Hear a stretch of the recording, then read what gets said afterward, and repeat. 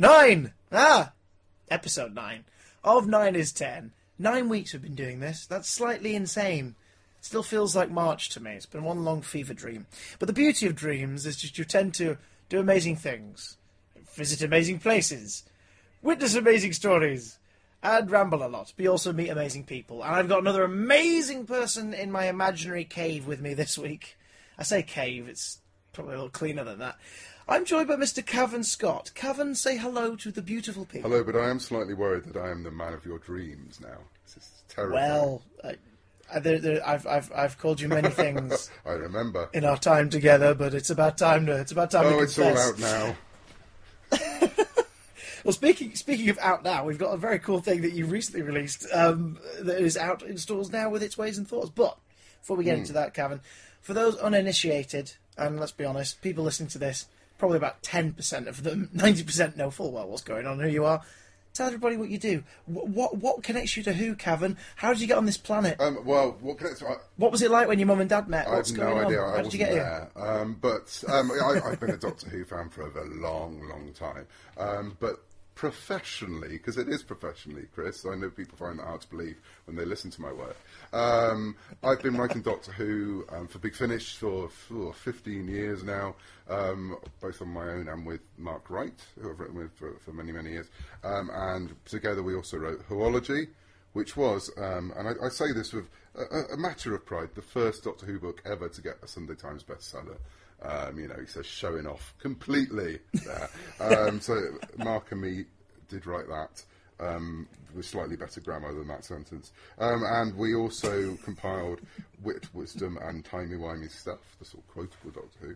And then more recently I've been writing Doctor Who comics for Titan Comics, including, and I think that's why I'm here, the new Ninth Doctor story, the new Ninth Doctor stories. New, Christopher, new. I know. You know full well that when I read that first issue of this, it's 5-issue run, yeah? It's 5-issue total. When I read it, I nearly wept. I was on a packed tram, and I was so happy. And I'm not just saying that, Cavan. I'm not. I nearly cried because it was my Doctor in a new story, and I never thought I'd ever get this, and there he was.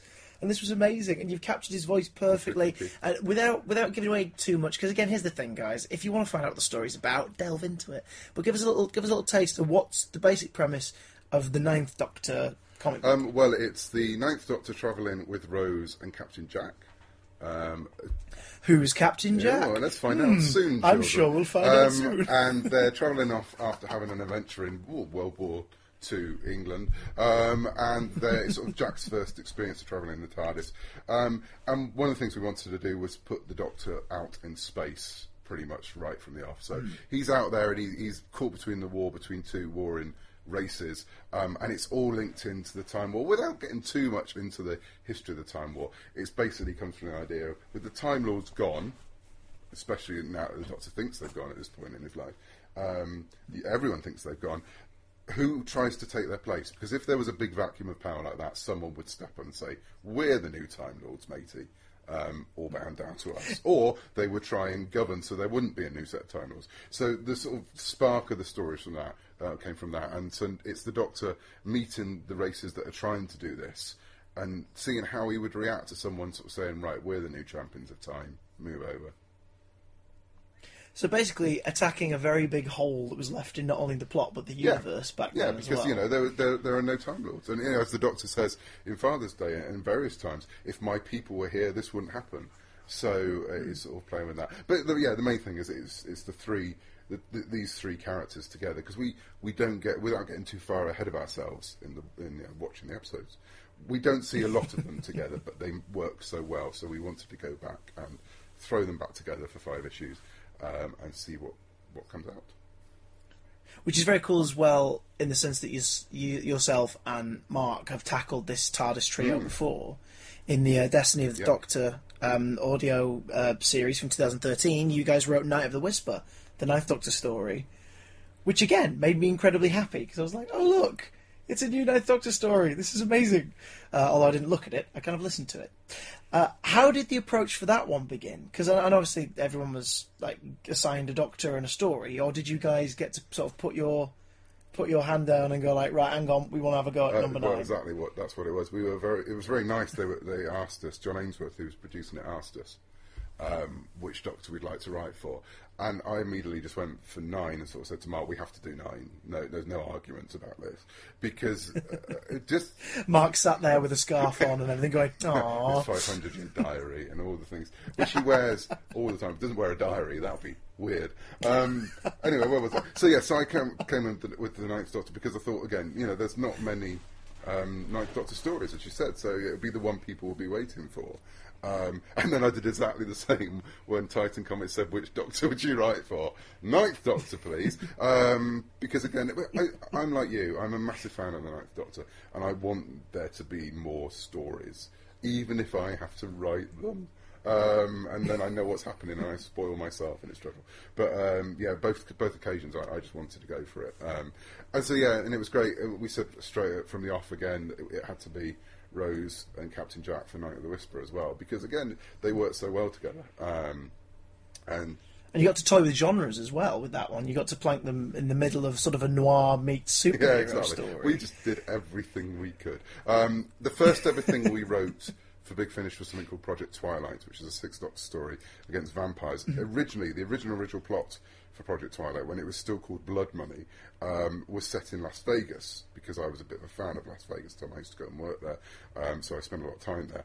But that got canned by Gary Russell. He moved it to London because he didn't want to have to cope with American accents. So we moved it from Vegas to London. But then when we did the Night of the Whisper, we thought, right, we're going to put it into New Vegas, which is another planet. So we got Vegas finally. Yeah. We're both big Batman fans and sort of pulp hero fans, so we sort of put a pulp hero in there as well. And then, we just made it a bit noir and Raymond Chandler-esque. You'll edit this, right? That's not going to go out. No, people aren't going to hear me stumble at all, are they? Good. No, I'll definitely edit Excellent. this bit Thank out. you very much. I could always swear, and then you really have to. Probably. Maybe. Well, maybe. It depends how busy my week is. Right. Anyway, so we just bunged it all in. And had a bit of fun with it, and mashed all the genres up again, because we hadn't really seen the Ninth Doctor do that and do those kind of things. And again, we wanted to put him on a different planet, even though the different planet was remarkably like 1950s Las Vegas. Do you feel here's a bit of a personal one? Do you feel Nick did a good job with the Ninth Doctor bringing him to life? Because we've chatted about this back in After Party episode 6. I chatted with Nick Briggs about getting to play the Ninth Doctor. Did you know Nick was going to perform? Not at first, no. There were various actors that were linked to reading that story, but for various reasons, they couldn't, happen. And I think Nick came in to do it, and I didn't really have a reaction to it. Really, I know what Nick can do. I know with his voice. I wasn't expecting it to be so good as it turns out to be. And if he listens to that, he's probably going to fire me now as a producer of a Big Finish. Well, I personally, I think he did a pretty cracking job with it, and again, it was such a nice surprise because it didn't sound like a man doing impressions of these people. He just told the story and played the characters. Had that sort of pattern that Eccleston has. And when we first put the script in, John Ainsworth sort of read it back and said to us that he sort of read it and went, "Oh, really? Is that the Doctor?" And then he sort of went, "Oh no, that is how he speaks." Because again, it's so different to any other Doctor speech patterns as well. So I think he did a cracking job, and I love it. And it went down really well. And I actually had people come up to me and thank me, sort of like with people who it was their first Doctor. Young people like you, Christopher. Yeah, whippersnappers like myself. And a couple of you came up and said, when they've heard me talk about Tom or Peter as sort of my Doctors when I was growing up, they sort of got the same thing. They never really understood it, they said. Until they heard a new Ninth Doctor story, because they'd never really, they knew all the old Doctors anyway, because they had all the DVDs, all the videos, and all that business. But then suddenly this was a new thing for their Doctor, and they sort of got that excitement that we had when we first heard, Sylvester, Colin, and Peter back with Big Finish. That kind of thing of there's new Doctor Who stories with the characters we love. That was very nice. What was it like for yourself growing up with Doctor Who then? You mentioned that Tom and Peter were your Doctors, but were you introduced quite cold to it? Just one night you tuned in, or did someone get you into the show? My grandma. I used to go around my grandma's house, and my grandma this nice little old lady had watched Doctor Who from the beginning, and I was quite a nervy child and was quite scared of Doctor. I was scared of Tom Baker, basically. The monsters I was fine with. Tom Baker terrified me, with the eyes and the hair and the teeth and the voice. It doesn't help that one week he literally peers at the camera and goes, even the sonic screwdriver wouldn't get me out of this one. Suddenly he's in your living room. And the TARDIS sequence terrified me to my very core. But the one thing I did love was K9, and I adored K9. So I used to go round and sort of hide, not behind the sofa, but hide behind my grandma, and watch it, waiting for K9 to come back on. And it went from there, really. And, you know, she was really responsible for pushing Doctor Who on me, to the point she used to sneak me money, extra pocket money, so I could go and buy Doctor Who magazine, or monthly as it was then. So she really, she was responsible for basically my career now, because it's all because of working on Doctor Who is what I do now. So thanks, Grandma, up there. Well done, love. So I used to go around there and watch it with her on as many Saturdays as I could, and then by that point I was hooked. And by the time we got to Colin's time as the Doctor, I was well and truly hooked, and I was buying anything you could get with the Doctor on it. So that was it. I was a proper fan by then.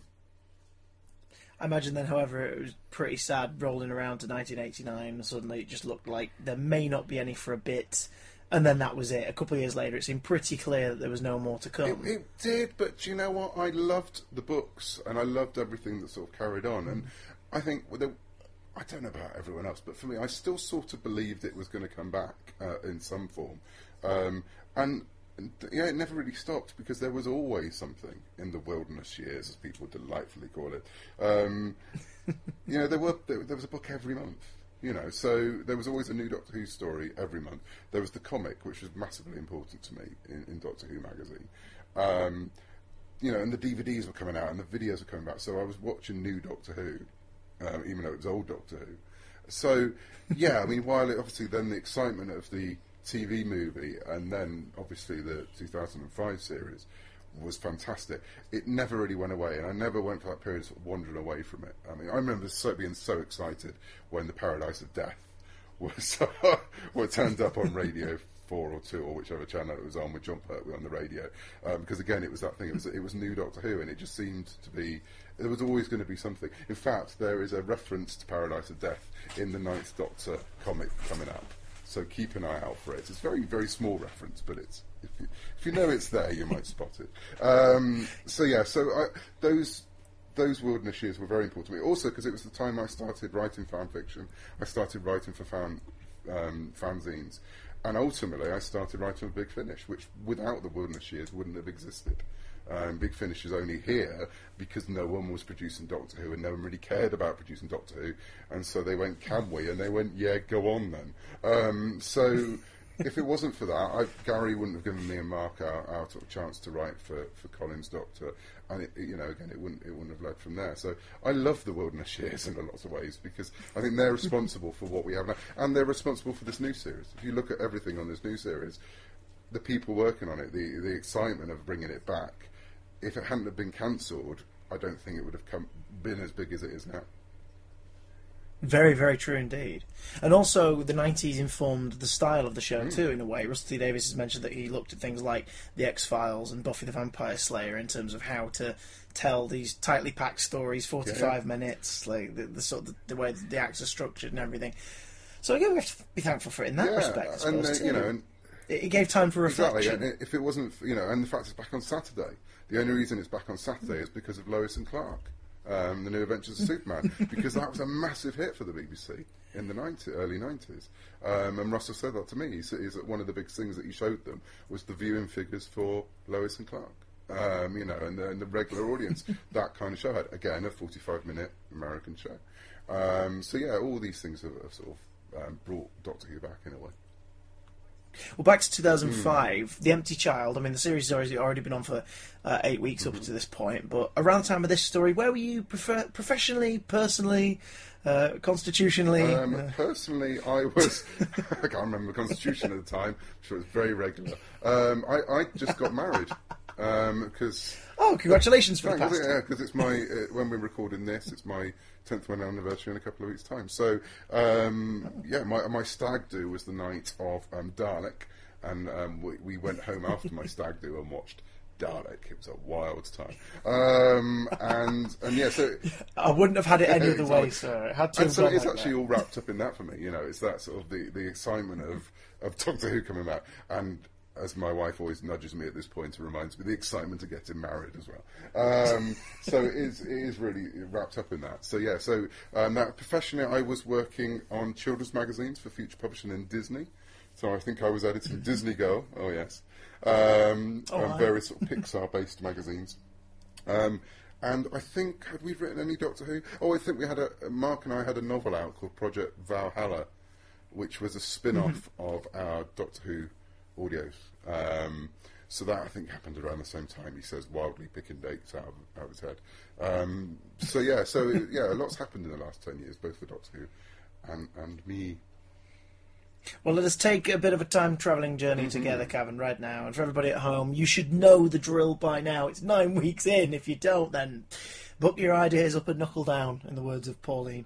We need you at timecode 000000, or if you've got it on Netflix or on iTunes, past the BBC logo, you need to be looking at a starry sky or a black screen. And we are pressing play in 3, 2, 1, and we're off. Ladies and gentlemen, the Empty Child. Oh, there it goes, look.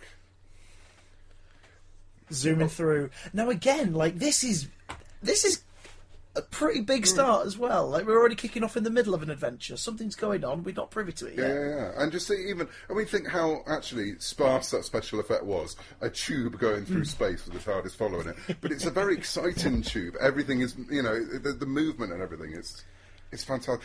What I love about this series is the fact that it came back so confidently, for something that I know that people would have had doubts about. You looking back now, you can't tell. They're setting themselves up to be a success.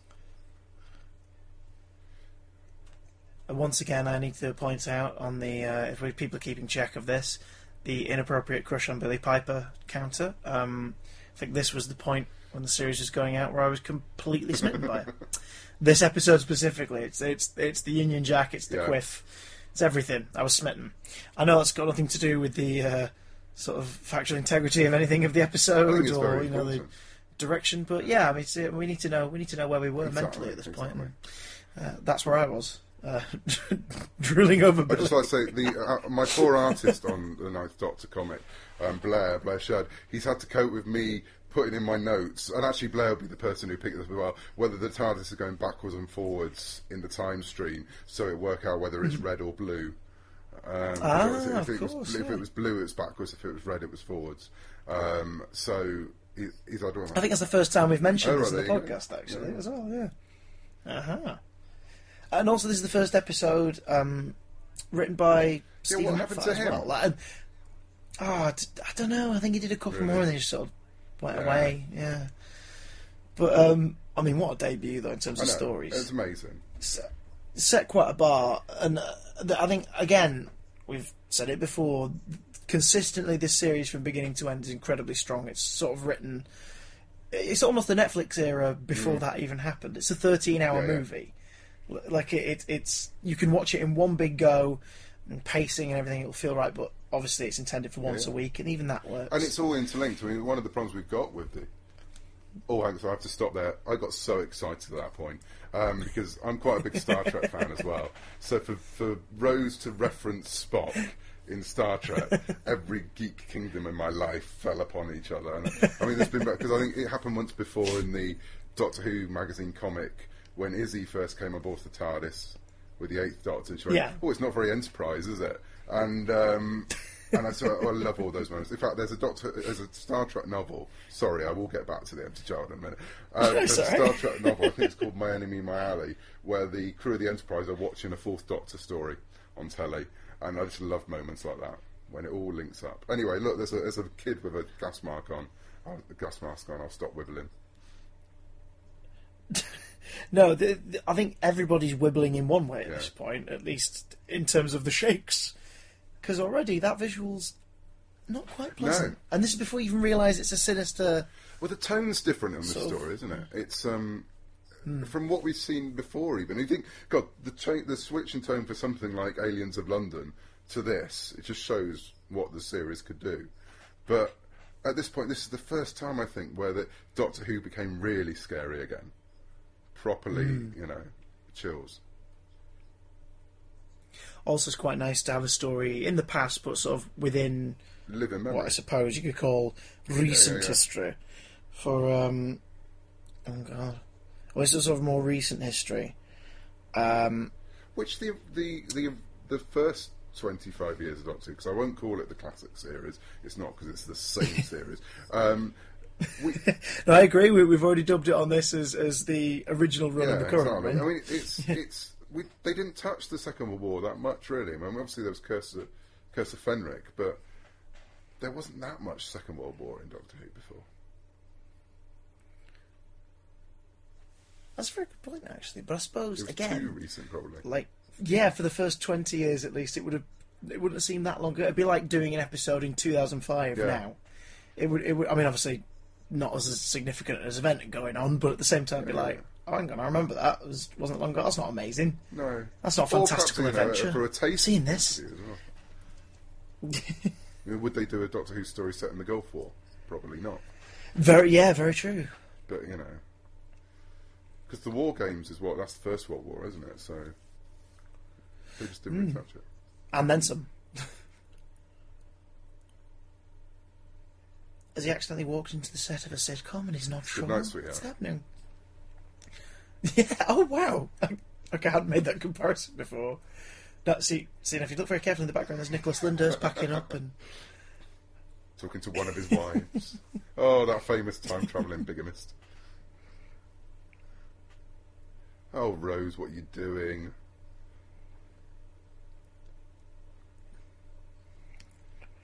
Definitely not doing an Adam West, that's for sure. So a window opens and someone pops out, say hello. Colin Baker pokes his head out. So he could be the guest. He's the Sammy Davis Jr. of Doctor Who. Doctor Who. I think that was the most obscure cameo in 60s Batman. I can't remember. Oh, she's off. Oh my gosh. I mean, this is pretty iconic, isn't it, right there?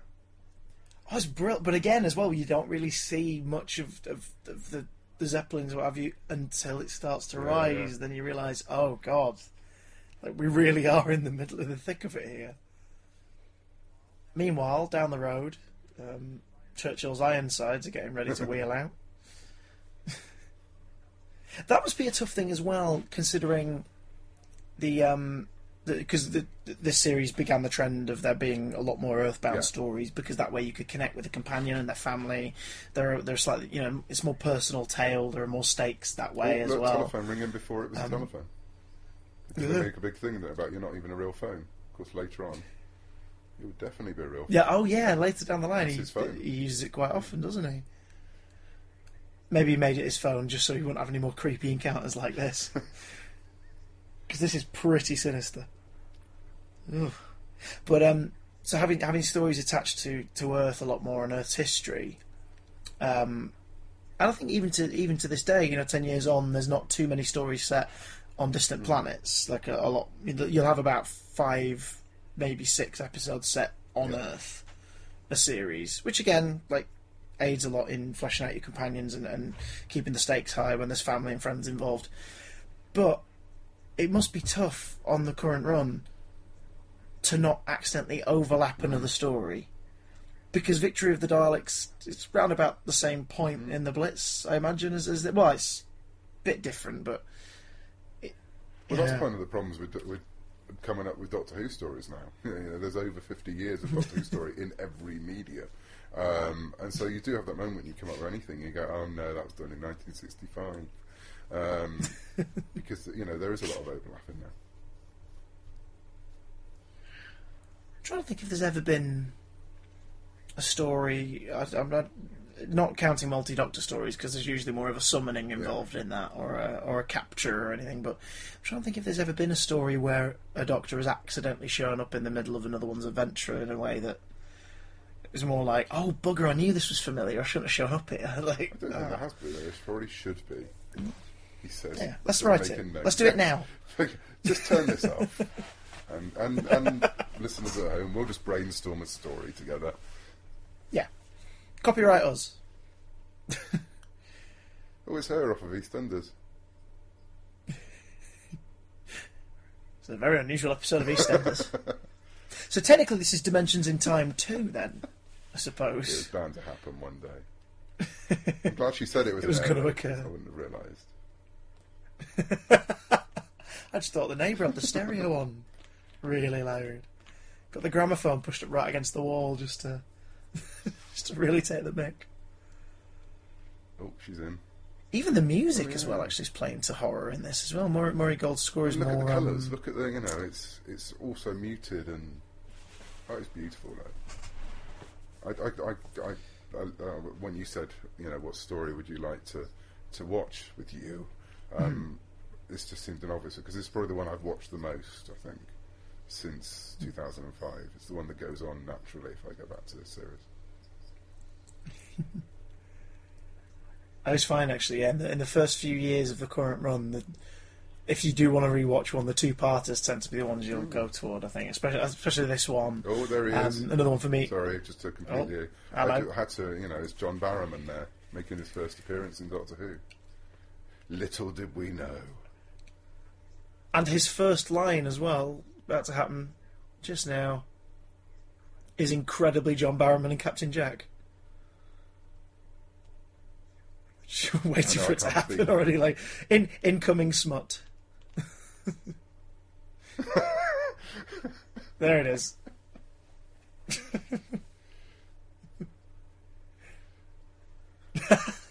And again, like such a really cool little nod to something we're never really going to see. Exactly. But again, he's used. I get spoiler alert for next week. But as I've always said, if you're watching this for the first time with our commentary, you're not watching it properly.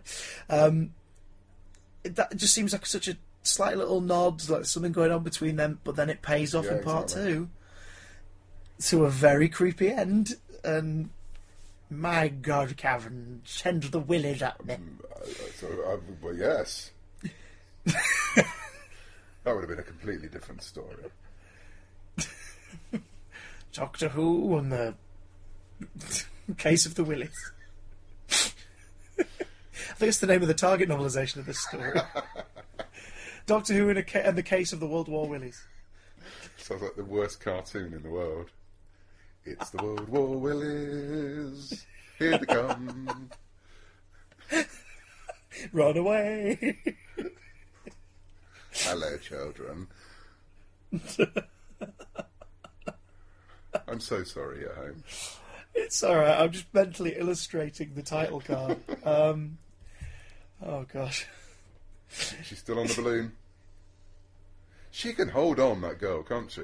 That would be quite hard. I was going to say, like she held on to the charts in the late 90s, no. She can hold on to... Here we go. Yeah, so much for the holding on. What I love about that as well is it just looks like one of the other searchlights. Yeah. Just a little bit brighter. Like, no one's going to question that. Yeah. What about the big voice of John Barrowman booming over London? I think they just find it more reassuring. They're just like, oh, an American man. What's he doing the voice here? Of John I mean, that's what they should do in situations when everyone's getting a bit nervous. Just get John Barrowman to talk over a loudspeaker at them. It'll calm me down. Can you hear that, darling? It's a calming Scottish accent. You mean American? Well, depends who he's talking to. I don't know what to think anymore. Obviously, Captain Jack's got a female computer with a sultry voice. Naturally, there's a much saucier version of her going on prior to this story kicking in. And already the historical air has been shattered, and we're back in a sci-fi show. But it's so nice because the Doctor obviously, he won't disguise himself, he won't dress himself a certain way, but he still somehow, in every incarnation, in every way, blends in and fits in. We can see how different he is, and others might comment on his dress and sense and whatnot, but whereas Jack doesn't care. He's completely ingratiated, but is a light beam coming out of a spaceship floating above Big Ben. But look at him, he's got his slick back hair and everything. He's completely gone native, hasn't he? Oh yeah, he's sold him. I think he's sold it to himself by this point. because it's one, again, spoiler alert for later, it's one hell of a con he's pulling yeah. off to have been around this long, and because he has to have been around long enough to have started the relationship with the other soldier and everything. Like, he's been waiting for a while. Yeah. He knows what he's doing, doesn't he? I think there's a spin-off in seeing Jack pre this story. Yeah. Well, because it's all well and good seeing him become the noble leader in Torchwood and everything, but I want to see a version of just sleazy Captain Jack, like some kind of overtly sexual Malcolm Reynolds kind of thing. Well, no, you get a glimpse of it when in Torchwood when he meets up with what's the other character called? The one who's played by Spike from Buffy. Oh, is it John Hart? And you sort of get this glimpse of what life would have been like, the two of them out there. Yeah. Oh, yeah. Yeah, I remember my... Because I've said this before, my two favourite shows ever are Buffy the Vampire Slayer and Doctor Who. I remember my brain exploding and then imploding at that moment. Because I just thought to myself, what is going on? Like, I'm sat here watching Captain Jack snog Spike. I don't know what the hell is happening. What is this? I think in that moment, Tumblr was born. I think that was the moment that someone just went, we need a place to put GIFs of this. Let us create the Tumblr law. I always love seeing the Doctor with children. I was going to say, he's very good with kids, isn't he? Like, but in this scene, you just totally buy, like, the banter, which I hesitate to use the word because I hate the word, but... You completely buy into it. It's such a sweet back and forth. And again, the fact that it's like, oh God, we're in trouble. Oh no, he's just a nice bloke up for a laugh. Okay, fair enough. And again, staying off. Going back to the thing that when people now look at the Ninth Doctor, they sort of get the Wikipedia entry of it. Oh, he's the angry one, and he's hardly ever angry in this series. He's very smiley. He tells some awful jokes. He has the silliest grin in the world. And he's very charming. Very, very charming to everyone, especially the girls. The Ninth Doctor likes the ladies. And poor Rose doesn't have to be out. I mean, she's already hanging off a balloon somewhere. He doesn't care. He's flirting with anything that moves, this boy. He's out there. Think about it. In all the stories, if there's a pretty girl, Linda with a Y. Linda with a Y, Jabe. Exactly. He's like, hello, do you want to come with me? Trip of a lifetime. I'll show you the universe. But I must warn you. Yeah. You might burn or get exterminated by a Dalek. But it'll be worth it, I promise. Where are you going? Don't walk away. Come back. It also travels in time. Oh, look at it. We're laughing completely and ruining the actual quite horrific nature of this. Oh man, it's just freaky. This begins the trend as well of, and it's sort of more prominent in his pre-showrunner days, but Stephen Moffat's kind of trend of taking something that is innocent and twisting it. So like Girl in the Fireplace is sort of like the tick-tock of the clock, like the idea that it might not, it's something else in the room, it ain't the clock, you're not alone, and in Blink, the notion of statues being alive. In this one, it's a few things. I mean, creepy kids are always a winner, if you want to scare people. It's a horror movie trope that has lasted for sort of 30, 40 years now. Yeah, things like The Omen, Children of the Corn, there's a reason this is a thing.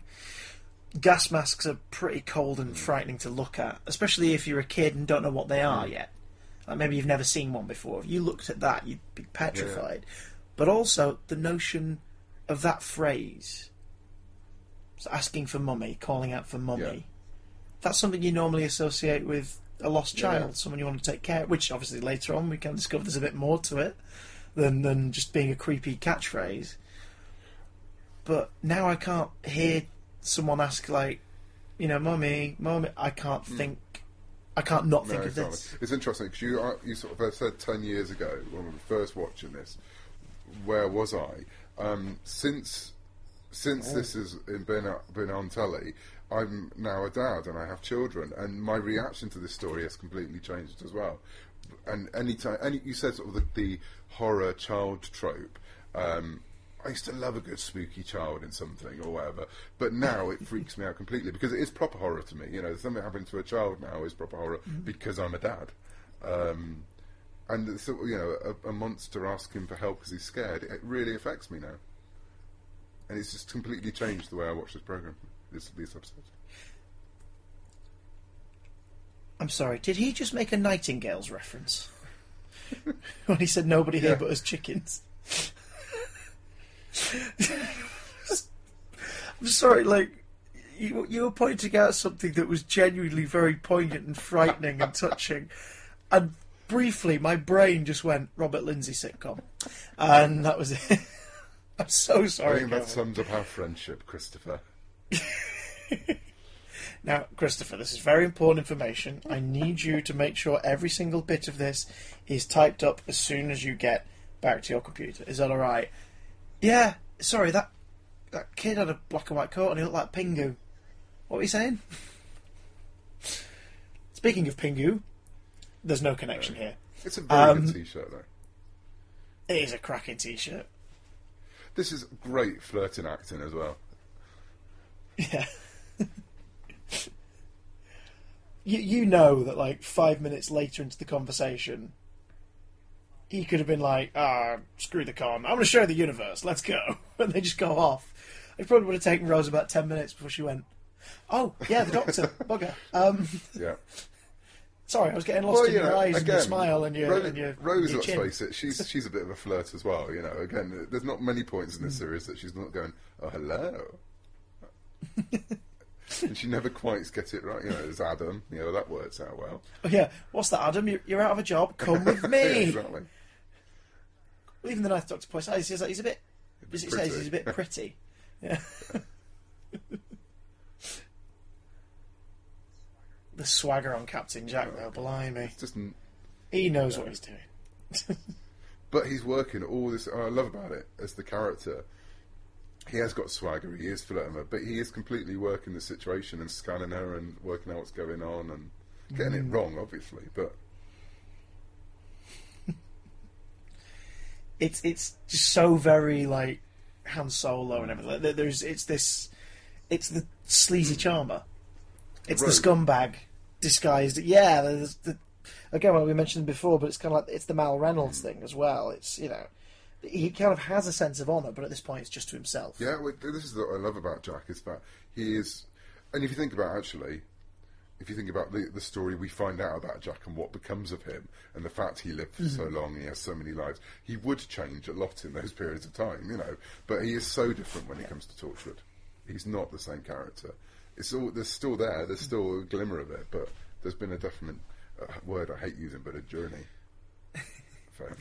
It's the Wolverine kind of journey too, in a way. Like, people think of Wolverine as well, most people think of Wolverine as 6'5" Hugh Jackman with the shirt off, but the rest of us think of Wolverine as the angry little ball of rage, Canadian rage and blades, but then. You read through his story, by the end of it, that's very much still part of who he is, but he's the teacher, he's the father figure, he's the honourable samurai, he goes through such an arc. You see it with Jack in this series, though. You see it by the time you get to Part of the Waves, he's a very different man.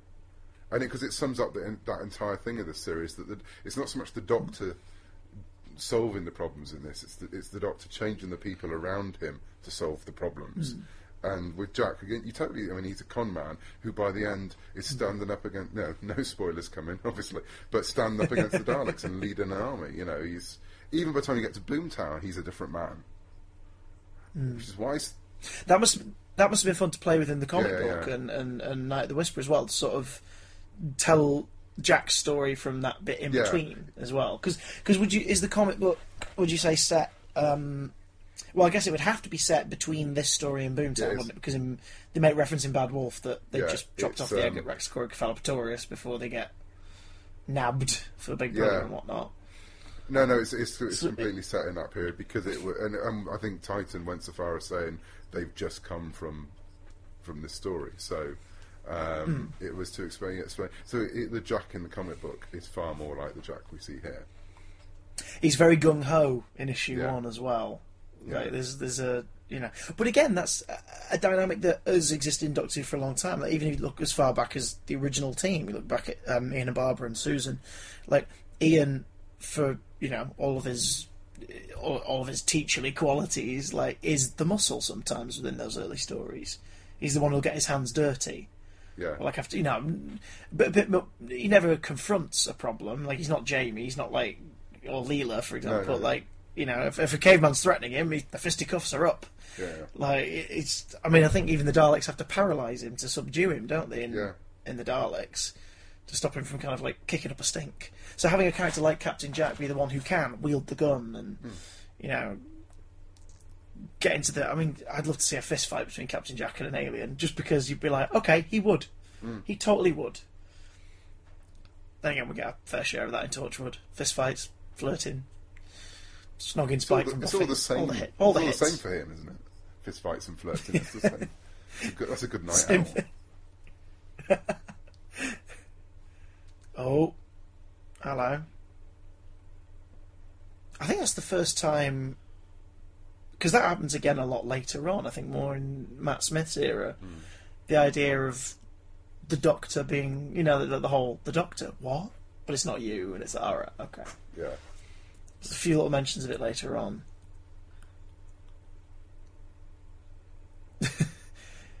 At this point, I think he'd just negotiate, like, if he wanted another drink more than anything. He's not fussed. I don't know. It's a very specific business, though, isn't he? He does switch. He does, It's a very specific con, though. I mean, like he says, he knows that only people who would have the technology and whatnot would find that it's here and come to get it. Yeah. Or even, because it's part of his scam that even if the Chula lot show up themselves, like, he's going to bargain with them to give it back and everything. Yeah. But it's still quite specific. I mean, what if just for once in the history of this wacky, wibbly-wobbly, time-travelling fictional universe, nobody's paying attention to this point in history and thinking, all right, I might go and see what that is down there and take my large space checkbook with me. And of course, within the confines of the story, as a time agent, he'd know that there'd be no Time Lords to come and stop him either. Yeah, well, do we know how much of his memory's been scrambled? We don't know. Maybe he's unaware. That's a story that it's. I think that's one that they've still not delved into, isn't it? Really, too much. The idea of what he was prior to his memory wipe. I know what my version of it is, but I can't obviously say just in case it ever happens. He banged his head on the console. Exactly. He was drinking carrot juice in a TARDIS. Yeah. No. I've planned out. Captain John Hart was forcing him on an exercise bike, and he just stumbled off and smacked his head. Oh, how many times have we heard that story? No, if, for example, there were more Ninth Doctor comic books, if people went out and bought it in great numbers and they had to make it issue 6 after issue 5, then in my head I've worked out exactly how to cope, because you're right, they've never really tackled Jack in that gap in his memory. Do you hear that, listener? Go out and buy all the copies. Twice. Make a game of it. Get every variant. Because there's quite a lot. I think I got 4. Really? I think I got 4 variants. Oh no, I got 4 issues. I got 2 of the normal. I got 2 of the cover variants. So it was 30. And I've licked them all. Oh, there's a thought. Ready to sell on eBay. With my saliva. But it's a Christopher Eccleston story with the Christopher Johnson saliva on it. You should just do it. Go into Forbidden Planet and just lick them, so you can sell that for more now, mate. We're both from Salford. It counts. But talking about the variants, that all came from the retailers. That comes from the shop saying we want a part of the Ninth Doctor, and it showed, and all that buzz about it, and the fact people are going out and collecting them. I think we knew that there was going to be a buzz about the Ninth Doctor comic. We knew there'd be a buzz about the Ninth Doctor, especially 10 years on, all that kind of thing. But it's taken us all a little bit by surprise how much it was. I think there's something I found out sort of to my peril recently, in a weird way. There was a new compilation video on the Doctor YouTube channel celebrating the last 10 years. A bit sort of after everybody else had made their own one. But they put it up, and I just sort of made a comment in the comment section. I noticed there wasn't too much Ninth Doctor. I just went, really lovely compilation. It reminds me why this is one of my favourite shows, like the scope of storytelling and the places we've gone, the characters we've met. Would have loved to have seen a bit more Ninth Doctor in this compilation, but, it's, what are you going to do? And I was suddenly, not, attacked is the wrong word, I had facts thrown at me by lots of people going like, well, he only did one series because he left it after 13 episodes, and then other people going, well, technically Peter Capaldi's only done one series and he's got more clips and all this. But everybody was sort of telling me off without actually telling me off. I suddenly realised these are people who absolutely love this incarnation, and they just wanted to sort of be like, oh, here's a fact about my Doctor. He only did none of his episodes were shot in HD because it was neat, but this story is there. And I thought to myself, wow, we're having a non-argument simply because we're all a bunch of people who love this incarnation, and this was the discussion about him that just happened to be happening. I mean, it's annoying in the sense I'm still getting notifications for it like a week on. People going like, well, actually, one person at their peril said, well, he left after a series, so serves him right. And they have been attacked by facts and lots of opinions, and rightly so. This is nice and creepy. This is very Arkham Asylum. That's exactly what was going through my head then. Is it the same hospital that the Space Pig is kept in earlier in the series, but earlier in its timeline? Or is it just a set thing, maybe? Albion, is it? Yeah? Oh. See, keeping up the whole thing of the Series 1 having unofficial two-parters and trilogies tucked away within the stories. Like, you can watch Boomtown and then Bad Wolf and Parting of the Ways, and it all makes sense. You can watch Aliens of London World War 3 and Boomtown, and it makes sense. You can watch Dalek and Long Game, and it's the Adam two-parter. There's so many, you can watch Long Game, Bad Wolf Parting of the Ways, and you've got the history of the game station. Yeah. And now we can add the two-parters together to create the history of Albion Hospital. There's a spin-off waiting to happen. Seriously, get Two Entertain on the phone. We'll get that box set out before you know it. The Albion Saga. Now this is eerie as all hell. Just, ugh. Yeah, because the Doctor runs down there with unit soldiers, or soldiers, doesn't he? Yeah. We laugh now, but it was tragic. Poor little fella. It was one of the first things recorded, wasn't it? The pig sequence. Yeah, it was. I think they did a few bits and bobs for Rose, didn't they, around the eye, and then the rest of it was all Aliens of London stuff, wasn't it, at the beginning? Here he is, look. Hobbling forward like a mighty human stallion. With a stick. Because the geek part of me sort of it's the idea that he's called Constantine because it's a bit of a spooky name, because there's Constantine, he does spooky things, and I'm sure it's nothing to do with that, but... I doubt he's a chain-smoking, perhaps he was fighting, in the past, that's why he's limping. Maybe that coat was more of a beige kind of trench coat and it's just sort of faded over time, and he looks a bit like a doctor now. That's why he's coughing, it's all the chain-smoking. I love that. I love his catchphrase. I'm not sure I can stand that. No, that's not it. It's I don't think I share your opinion. That's his catchphrase, isn't it? From that show he was in. One leg in the plot. That was his. That was exactly it. That was his catchphrase. I don't share your belief, sir. I'm completely contented. I can't conceive it. There's a sort of portion of our listeners right now who are wondering what the hell we're going on about, and the rest who do know what we're going on about are wondering why the hell we're going on about it. Please stop. Now that is terrifying. not the conversation we're having. This is pretty terrifying too, but that is terrifying. Like just seeing the mask fuse to the skin. Lovely. I mean, again, this series has consistently lovely effect. I think this is kind of the opposite of a lovely effect. It's pulled off very well. But seeing the scar on his hand, seeing all the patients laid around, you're beginning to piece it together. Right. And it's that thing, when they all sit up, it's pretty vile as well. There it goes. Oh.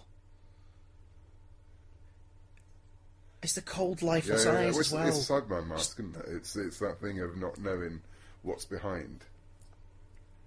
And I remember going into museums and seeing gas masks on display and things, you know, and like for my mum, it actually didn't mean so, you know, it wasn't so horrific for her because it's something she carried around for years. But for me, it was that kind of weird, horrible, faceless, emotionless mask. I was in Berlin last year, which sounds interesting. Wasn't really. I was shooting a TV show, which again sounds interesting. The show is, but the shoot was arduous and complicated. But part of the fun was briefly visited Checkpoint Charlie.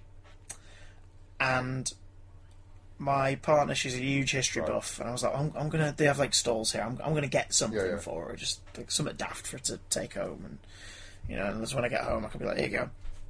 I looked around and I actually realised most of the merchandise they were selling, like sort of commemorative stuff, was quite depressing.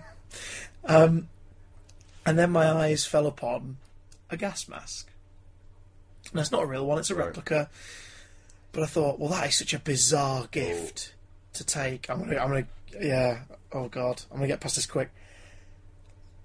Such a bizarre gift to take. And the moment she saw it, she went, "You just bought this to recreate this bit, didn't you?" Oh,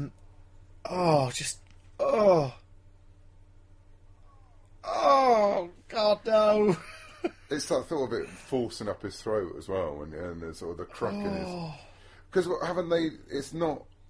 Wasn't the first broadcast of it as well more gagging, and they've cut it out of every version since? I believe so, yes.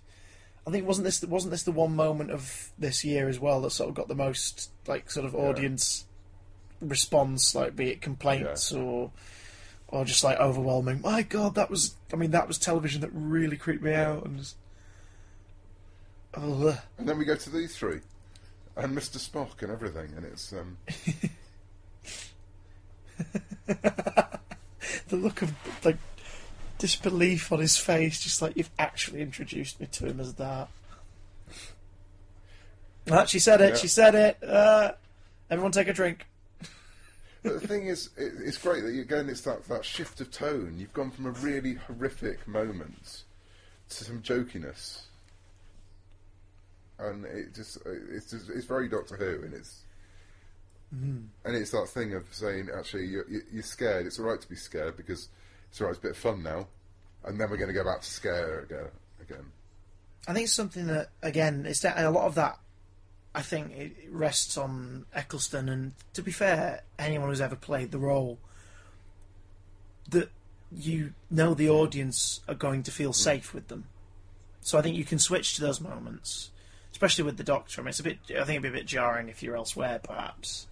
Especially with the Doctor, because you know that he knows we're okay for the moment, everything's fine, everybody relax. But also, narratively, tone-wise, serves quite nicely because things are about to get pretty damn creepy again. Ugh. Here we go.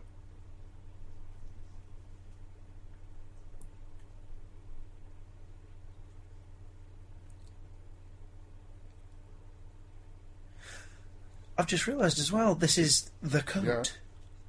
This is the coat of Captain Jack. This is where it all starts, isn't it? He goes back to, after putting sort of like the jeans and tight t-shirt combo he wears after this, he goes back into wearing braces and army shirts and all that kind of thing. But keeps the hair gelled, spiky hair look instead. I was conning you. I'm a con man!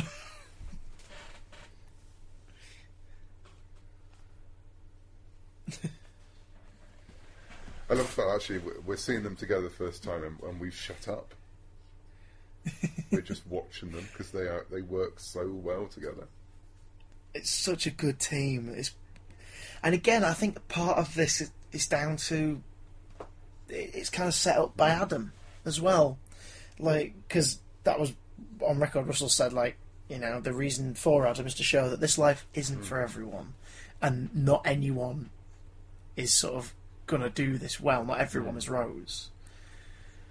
So to then see these guys, and at the minute they're just in conflict. There's friction between them, but already there's a spark there, and it's a lot of fun to watch them interact with each other.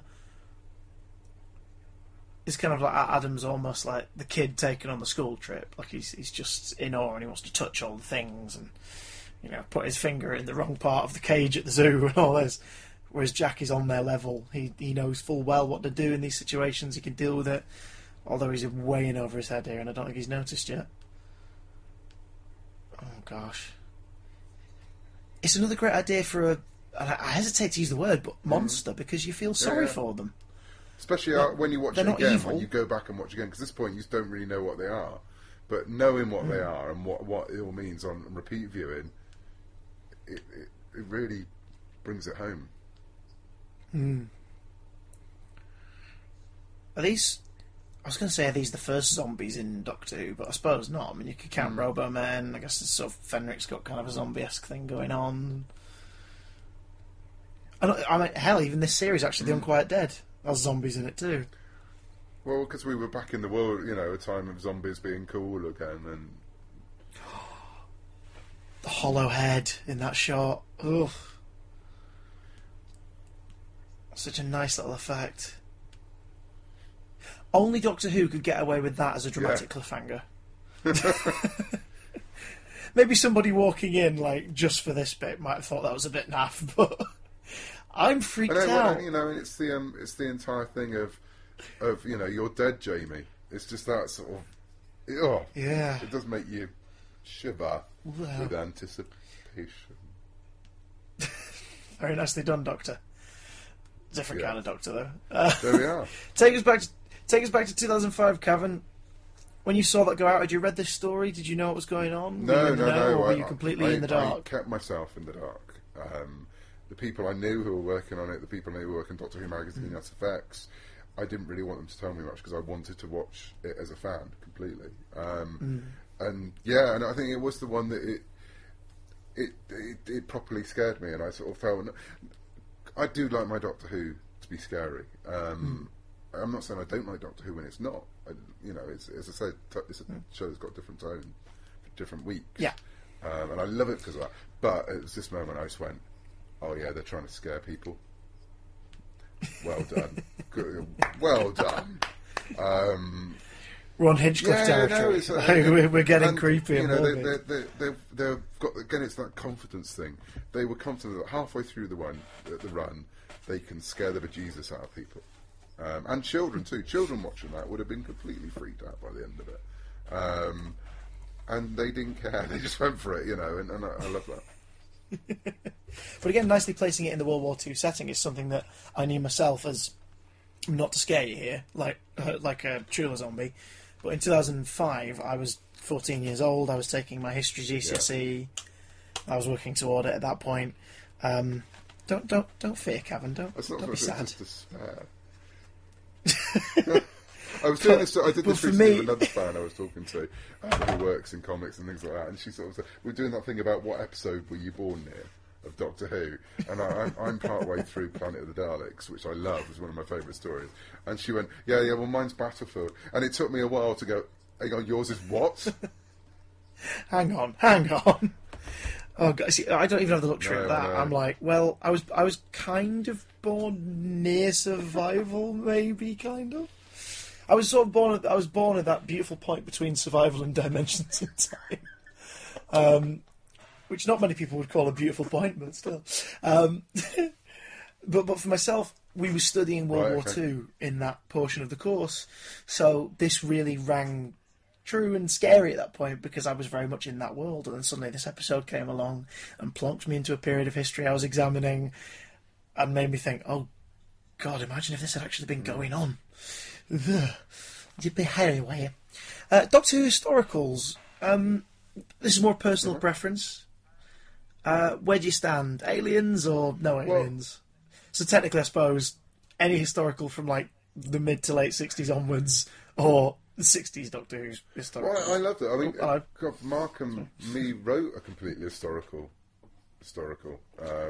In what was it called? I forgot. The Church and the Crown, a Peter Davison story for Big Finish, which is completely historical. It has no monsters or aliens in it other than the Doctor. So I like them. I mean, I do. because I probably, one of my favourite eras is the Hitchcliff era of Doctor Who, so I love that sort of, crossing between, sort of historical settings with a bit of a monster thrown as well. I do love that. But no, I love going back to watch the Hartnell historicals just as a bit of telly of the time as well. And, I'd love them to try one properly again. It'd be pretty bold to try it now, I think. Because I think the mentality is today's audiences, kids obviously have got things like, I mean yourself, you have two young children, like the sort of the kind of things that are used for keeping their attention in terms of storytelling and whatnot, and the devices now available to kids and the new media they can interact with. It almost seems like a conception that a belief that if we don't throw in something alien to this story, they might tune out. Yeah, but kids do like history. They do like adventures with swords and horses and all that kind of nonsense as well. So I think it would be fun to try, because if you could have told a rollicking good adventure story set in a historical period, I think you could just about get away with it. I can be completely wrong, people listening going, "Shut up, you idiot! You don't know what you're talking about." But silence, Cavan. I think sometimes people don't give kids the benefit of the doubt. And I remember my children.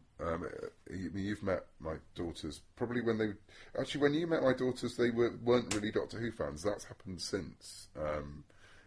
Yeah, I think you told me that the time that they'd watched a couple, but one in particular had started to get into the seventh Doctor's era. Was basically fallen in love with Ace, as we all did back then. As we all did, and so. Because obviously we met at the Doctor Who celebration. And we shared a stage, dear boy. We did, yes. We treaded some temporarily erected boards. Exactly. And my kids came along without any interest in Doctor Who on the day after. It was the day after the anniversary. And they're more excited about meeting you off that bloke off CBBC than anything about Daddy working in Doctor Who. But now they've completely embraced it. In fact, my eldest daughter, was listening to Tom Baker read The Pyramids of Mars before going to bed tonight. That's how much I've brainwashed her. But one of the first... Excellent choice. One of the first... they wanted to go back and watch a Hartnell. They wanted to go back and see what it was like. So they watched The Unearthly Child, the first episode, which in itself is a brilliant bit of television. But there was still a part of me going... for then it would have been an 8-year-old and a 5-year-old, for them to sit through half an hour of black and white telly, and they were spellbound by it, and there's no aliens or no monsters in that. It's just a group of people in a room talking, and I see it through. I do a lot of work in schools with kids, and I think they do have they can watch these things. They do get excited about stuff. They do have an attention span, no matter what people say, if they get involved in the story. Sorry, I'm now. I'll get off my soapbox now. But I do. I think sometimes people they don't give kids the credit they deserve, because they will watch stuff and they will get invested in it if it's something that's pitch drunk.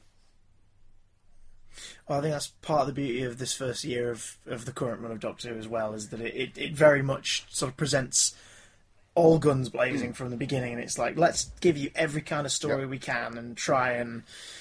Let's give you what we got. Let's make it happen. And as you say, this is maybe the first sort of foray into full-on horror, this series, like being a lot more scary as opposed to the previous stories. And this cliffhanger left quite a lot of people kind of freaked out. Like we said, shouldn't work for any other show. I think a lot of people yelling "mummy" at 3 people in a room shouldn't be terrifying, but they make it work. My here. wife still shivers when I sneak up behind her and say, "Are you my mummy?" Which I haven't done that much, obviously, because she's still with me. But it's just the phrase freaks her out. You've done it just the right amount. I know how it will just tip over into divorce. Just the phrase still freaks her out. Are you my mummy? It still makes her shiver from watching it. I'm not surprised. Well, still to come. Next week we have got the conclusion to the story. We're gonna.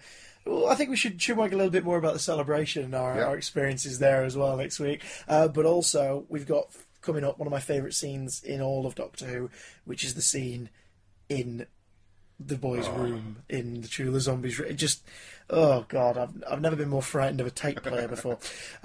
So, Cavan, thank you for joining me this week, sir. I shall see you / hear you next week. Looking forward to it already. You know what? That's just forget this. Let's just skip ahead and do it anyway. Let's just time travel a week, and we can enjoy it. And this lot will have to wait and catch up. So, to all of this lot, as I've just called you all, are very rude. Yeah, I'm Come back, I'm friends. Not the best host, Please really, do. for this kind of thing. Please do, old chums, or I'll kick you. Is that? That's can we much say better. that? Yeah, Can we violence say is that? fine. Yeah, that's cool. Well, come back and avoid a kicking next week for more 9 is 10. Goodbye, my dear. Goodbye.